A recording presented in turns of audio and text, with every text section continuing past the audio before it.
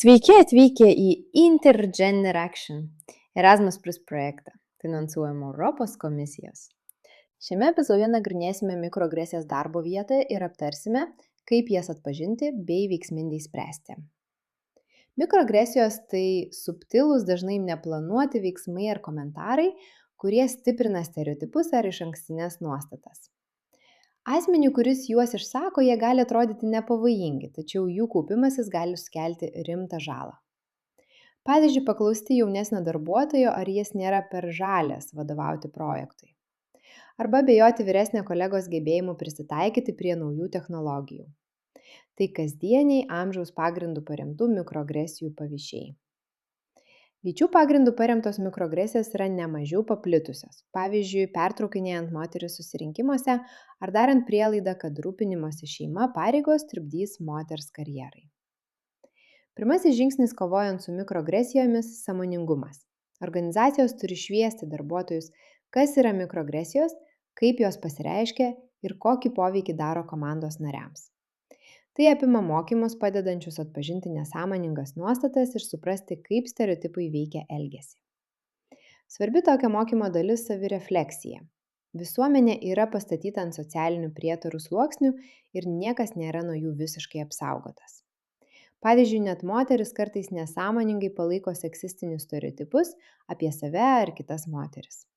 Dažni stereotipai, tokie kaip įsitikinimas, kad moteris per daug emocionalios vadovaujančioms pareigoms ar kad jos negali efektyviai bendradarbiauti su kitomis moterimis, gali veikti elgesį net to nesuvokiant. Šių modelių įveikimas reikalauja savistabos ir noro atsisakyti įsišaknijusių nuostatų. Įmonės tokias kaip PwC į savo įtraukties mokymo programas įtraukia savirefleksijų pratimus, skatinančius darbuotojus peržiūrėti savo prielaidas ir puoselėti tarpusavio pagarbą. Labai svarbu kurti kultūrą, kurioje pagarba yra nuolat praktikuojama ir tobulinama. Harvard Business Review tyrimai rodo, kad organizacijos, kurios aktyviai pripažįsta ir sprendžia darbuotojų susirūpinimą dėl mikroagresijų, pasiekia geresnių rezultatų darbuotojų pasitenkinimo ir išlaikymo rodikliuose. Be to, McKinsey duomenimis įmonės veiksmingai sprendžiančios darbuotojų keliamus klausimus 25% dažniau išlaiko geriausius talentus ir 35% dažniau praneša apie aukštesnį inovacijų lygį.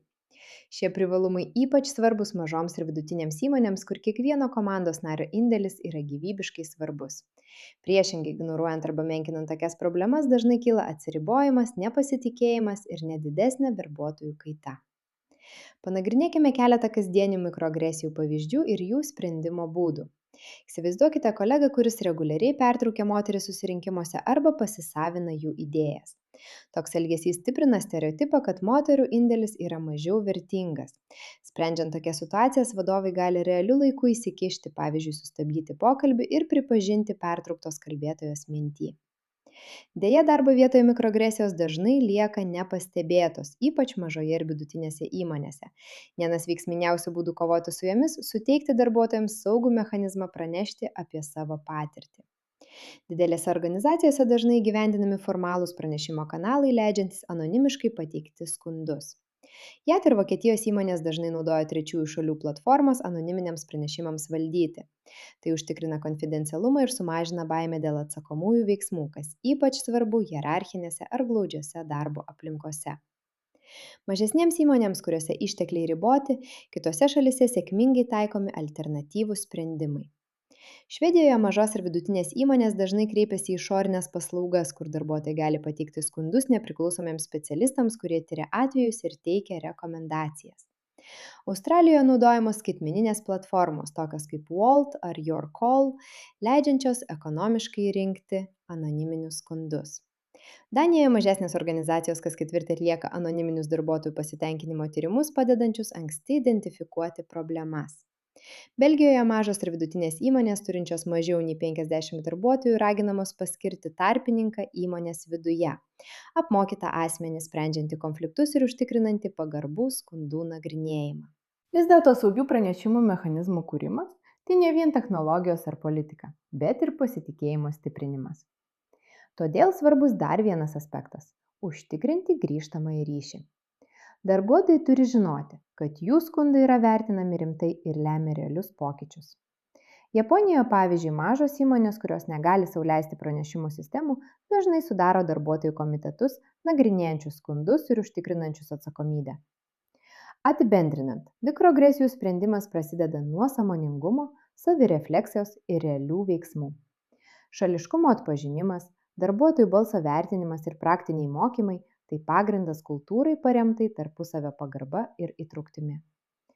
Nors mažesnėms įmonėms gali būti sunkiau įgyvendinti formalias sistemas, egzistuoja praktiškos ir pritaikomos priemonės, nuo išorinių paslaugų iki reguliarių apklausų, užtikrinančios, kad visi darbuotojai jaustųsi saugus, gerbiami ir įgalinti kalbėti. Mikroagresijų sprendimas darbo vietoje – tai ne tik moralinė pareiga, bet ir ilgalaikė sėkmės strategija, kuris stiprina komandas ir kuria atsparesnes organizacijas. Šiandien tiek. Ačiū, kad klausėtės mūsų Intergender Action tinklalaidės. Primename, jei norite toliau mokytis apie skirtingų kartų ir lyčių įvairovę bei įtrauktį, apsilankykite mūsų oficialioje svetainėje intergenderaction.eu ir sekite mus socialiniuose tinkluose.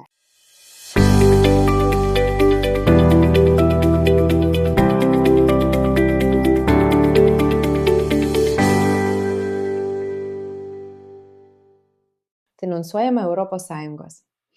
Pateikiamos nuomonės ir požiūriai yra tik autorių ir nebūtinai atspindi ES ar agentūros Erasmus+, France Education Formation poziciją.